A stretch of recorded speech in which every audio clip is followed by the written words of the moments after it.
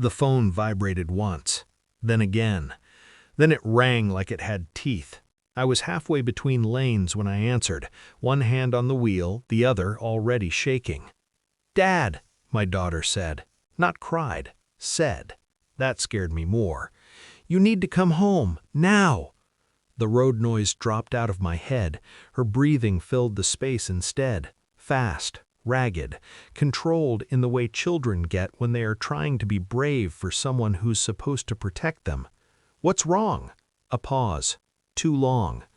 "Grandpa he's mixing the cement." I laughed once, a reflex. The wrong sound escaped my mouth. "For the shed?" I asked. "Sweetheart, put him on the phone." "He locked the door," she said. "He told me to go upstairs. He said this is how you make boys quiet." I drove onto the sidewalk without thinking. Horns screamed. I didn't hear them. "Dad," she whispered, "he put brother in the wall." The words didn't register as meaning, just sound, like a language I hadn't learned yet. "What?" I said. "He's bricking him in," she said. "I can see his eyes." The call went dead. I don't remember the drive, only fragments, red lights turning green, a woman shouting, my own breath coming too fast, too shallow, like my body had decided oxygen was optional. When I hit the front door, it split along the frame. Old wood, weak hinges. The smell hit me first. Wet cement, dust. My father-in-law turned slowly, trowel in hand, calm, focused. Only my son's eyes were visible between the bricks. He smiled at me. People think monsters announce themselves. They don't. They wait. I had trusted him because it was easy, because my wife had said, "He's old school, but he means well," because he'd raised her and she'd turned out functional enough to hide things.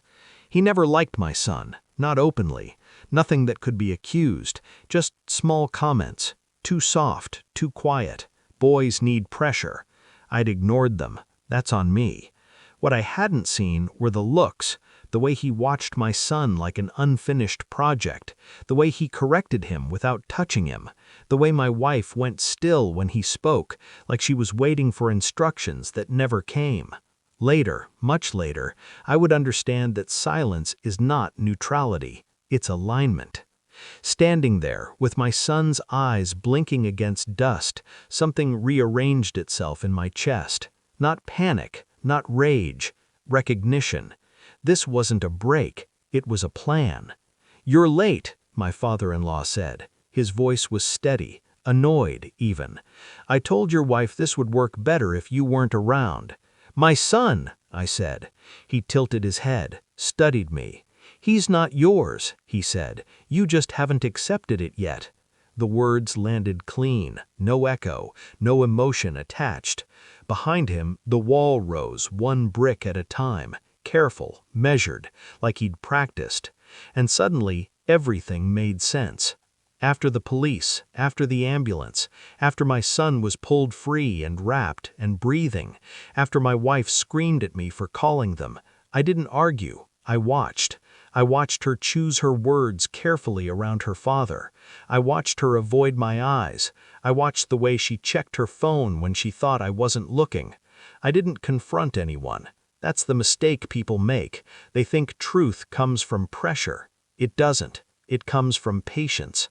I requested medical records, routine, quiet. I ran a DNA test under the guise of a hereditary condition, signed forms with a calm hand. I pulled phone logs, bank statements, dates that didn't line up. My father-in-law had paid for things he shouldn't have, school fees before we were married, doctor visits I wasn't present for. My wife had been 17 when she met the man she told me was a family friend. I smiled at dinner, asked how everyone was sleeping. Inside, something cold was assembling.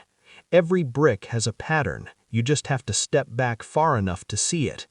The envelope arrived on a Tuesday. I opened it alone.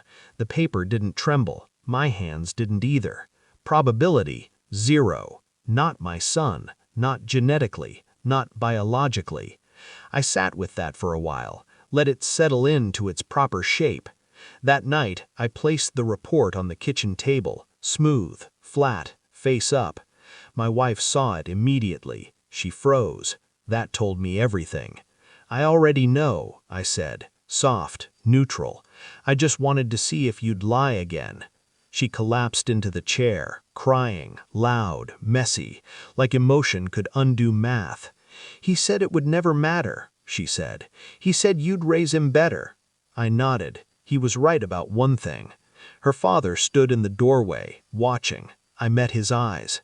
You built a wall, I said. You always do. He didn't deny it. I didn't yell. I didn't threaten. I did something worse. I left. I filed the reports, not criminal, civil, financial, historical. I made the truth public in places that don't forget. Medical boards, community committees, family courts. I withdrew my name from everything that touched them. My wife lost custody, not because of blood, because of judgment. Her father lost his standing. Men like him survive on reputation. Once it cracks, it doesn't heal. He tried to speak to me once, at a distance, across a parking lot. You think you won, he said. I looked at him, really looked. No, I said, I think you're done. My son sleeps with the light on now. That's fine. Some darkness isn't meant to be faced alone. I sit outside his room some nights, quiet, listening to his breathing. I don't feel guilt. I feel accuracy. Blood didn't make me his father. Choice did. Walls are built by men who are afraid of what moves freely. I don't build walls anymore. I walk away from them, and I don't look back.